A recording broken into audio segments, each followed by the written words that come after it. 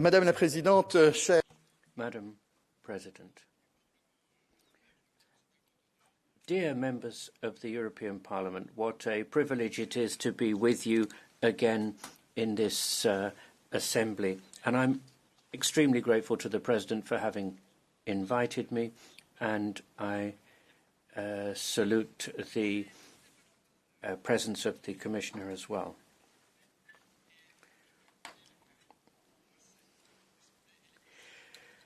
For me, this House is the epicenter of European democracy, and for 70 years my country has hosted this institution's secretariat.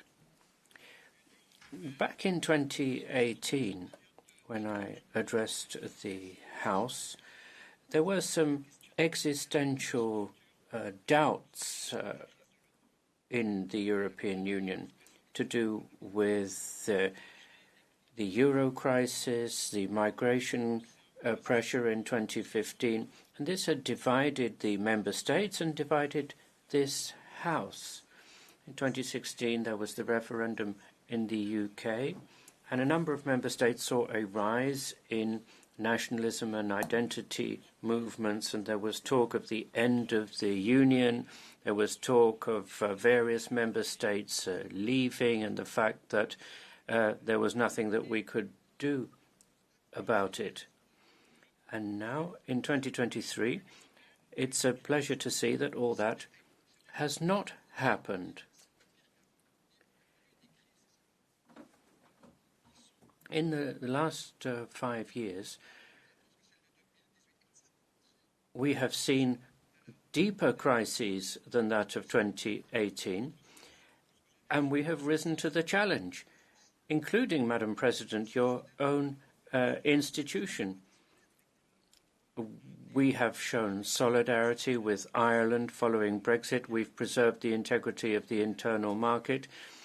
After some initial hiccups with COVID, we have managed to guarantee the free movement of people and goods, and we worked hard to limit the damage.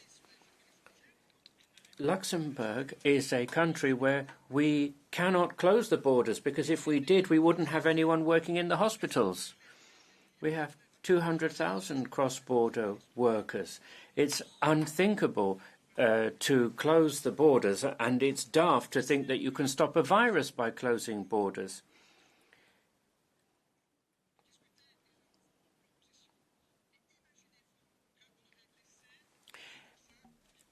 Imagine if whatever happened with the individual contracts, imagine if we had left vaccine procurement to the free market. Luxembourg wouldn't have been able to afford them. And it's thanks to the Commission, it's thanks to the common collective purchasing that it didn't matter whether you were Luxembourger, Maltese, or whoever, you were able to have access to the vaccine. It's very easy to forget all that. Nous avons aussi, We also have common debt issuance through Next Generation EU. And without this House, we wouldn't have a conditionality mechanism on respect for the rule of law. And then support for Ukraine, the provision of humanitarian and military assistance, and the reception of refugees in Europe has made us a credible geopolitical player. And then, of course, the climate crisis, which should not be overlooked, and the energy crisis. We've managed to reduce our consumption, and we are moving towards renewables over fossil fuels. This is all about the legacy that we are going to leave to our children. if we want future generations to enjoy our quality of life, then these are choices that we have to make. And I'd like to salute the leadership of this House in the debate about climate change. You are elected by the citizens. You represent the citizens. And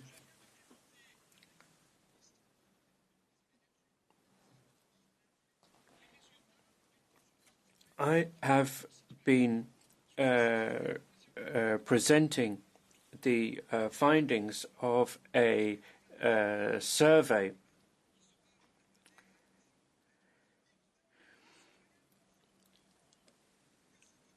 which has revealed that the citizens, whom we so often think are a bit skeptical about climate change, actually want to go further than us.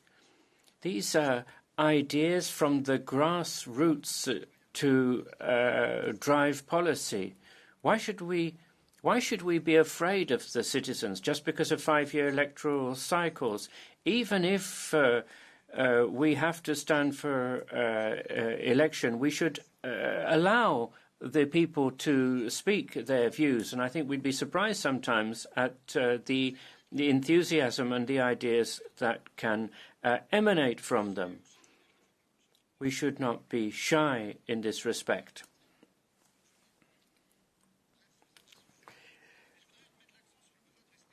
I want to emphasize the need to remain open. Our union should remain open to the world. Protectionism is an easy reflex. I want to say something about European values, fundamental rights, and the need for our union to rise to the challenge presented by the war on our borders. During the pandemic, I said that we had demonstrated unity. Little Luxembourg took in French patients during the pandemic. Thanks to the cross-border workers, we were able also to bring in patients from France. That's the European Union. The European Union is not about slamming the door and saying everyone looks after their own. We need common solutions. We cannot achieve much alone. So it's very important for me to see in the future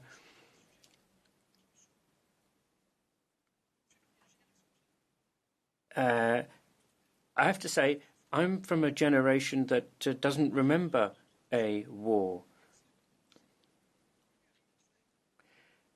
Many of our electorate remember the Iron Curtain. They remember division. And do we in the European Union of today want to send a message that we want more walls? Europe is about bringing down walls and barriers. We shouldn't make the mistakes of the past, Madam President.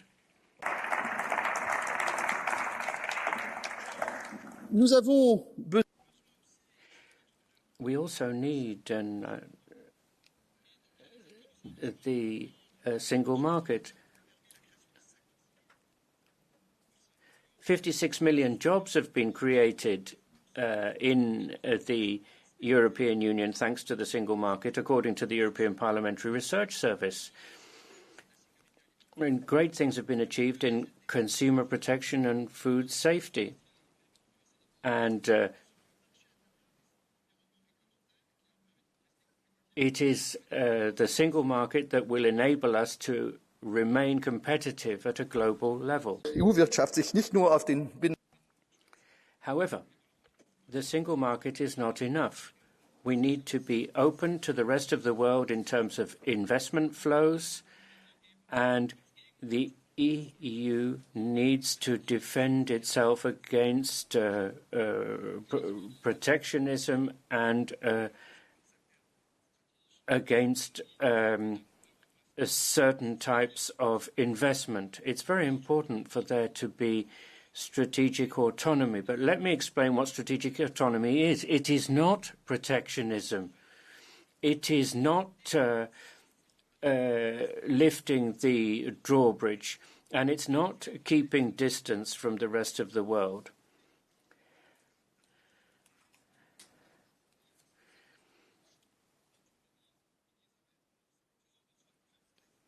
We should concentrate on outcomes rather than fanciful debate.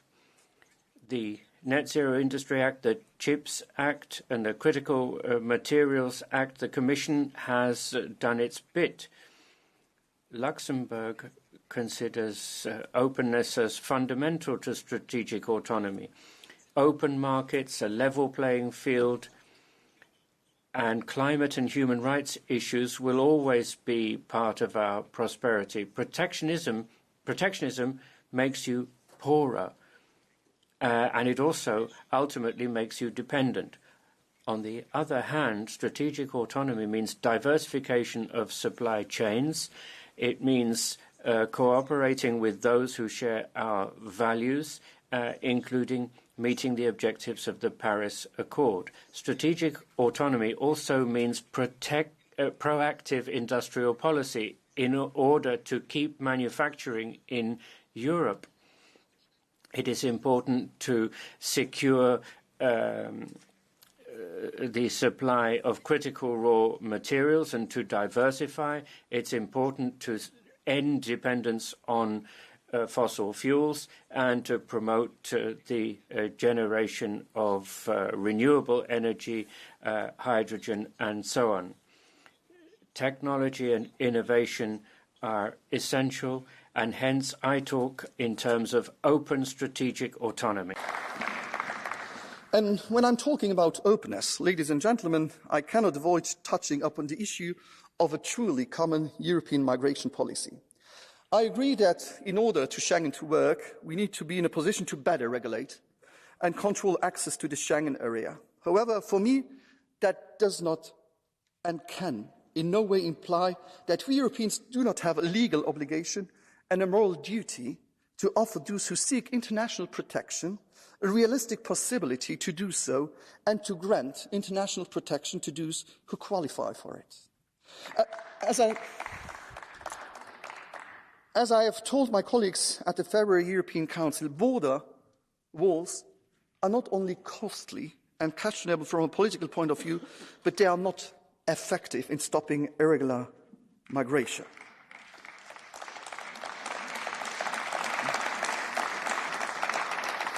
We have to improve the surveillance of our external borders and engage with international partners on issues like returns or the management of migratory flows or addressing the root causes of irregular migration and setting up possibilities for regular migration. At the same time, the respect for fundamental rights, as well as international humanitarian law, should be the guiding principle for common European migration policy that preserves and strengthens our credibility with our neighbours and other third-party countries.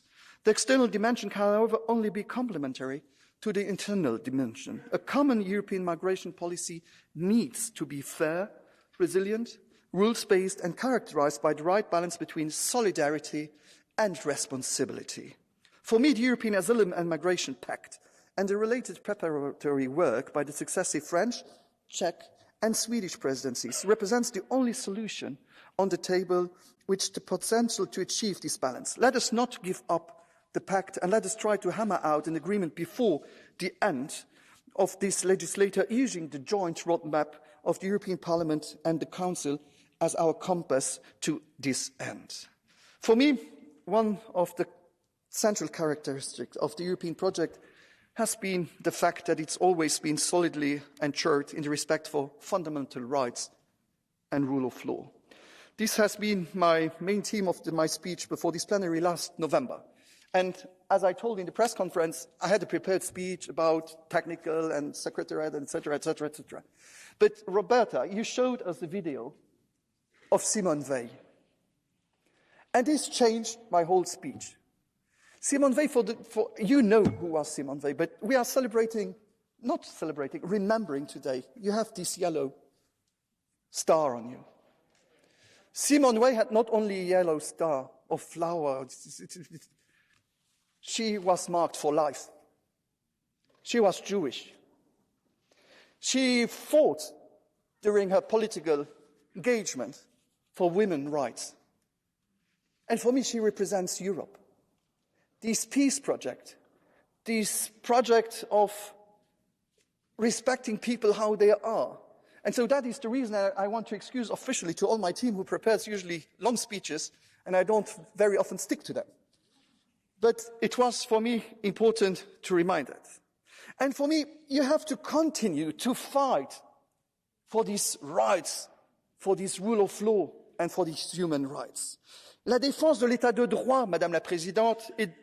Defense of the rule of law and fundamental rights of citizens has to be the foundation stone of this European Union. We cannot change the rules according to who is in power. And I want to salute the European Parliament's role in the introduction of the conditionality clause for multi-annual financing and Next Generation EU. For certain national recovery plans, the funds have been suspended, and there are procedures being taken against the LGBT plus law in Hungary. And there are 15 member states supporting the Commission.